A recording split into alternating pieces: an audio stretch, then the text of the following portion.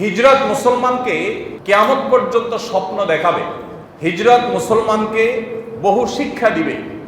যতবার হিজরতের কথা আমরা আলোচনা করব, যতবার হিজরি সনের কথা উল্লেখ করব, যতবার হিজরি সনের গণনা করব, যতবার হিজরি সনের স্মরণ আমাদের আসবে, হিজরি সনকে কেন্দ্র করে হিজরতের স্মরণ আসবে, ততবার আমরা ভেতর থেকে এক অবর্ণনীয় প্রেরণা, সাহস, স্বপ্ন আমরা দেখতে পাবো।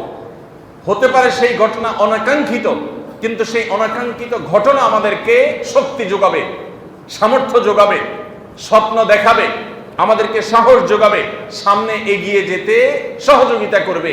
আর সেজন্যই মুসলমানদের শুধুমাত্র আনন্দে উদ্দোলিত হওয়া, মুসলমানরা শুধুমাত্র গৌরব গাথা দিয়ে তারা খুশি থাকা, এটা মুসলমানদের জীবনের প্রধান বিষয় নয়।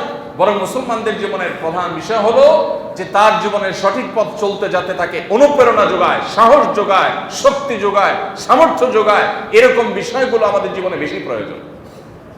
ভাইরা আমার, আমাদের বেঁচে থাকার জন্য এই প্রেরণা কত বেশি প্রয়োজন সেটা আমরা হিজরতের শিক্ষাগুলো নিয়ে আলোচনা করলে দিনের আলো মতো পরিষ্কার হয়ে যাবে ইনশাআল্লাহ। আসুন আমরা হিজরতের শিক্ষাগুলো নিয়ে আলোচনা করি। নবী করিম সাল্লাল্লাহু আলাইহি ওয়াসাল্লামের হিজরত কেন এত গুরুত্বপূর্ণ হয়ে গেল? অনাকাঙ্ক্ষিত ঘটনা হওয়া সত্ত্বেও যে হিজরত থেকেই সনগণনা মুসলমানরা শুরু করেছে, সাহাবা একরাম শুরু করেছে।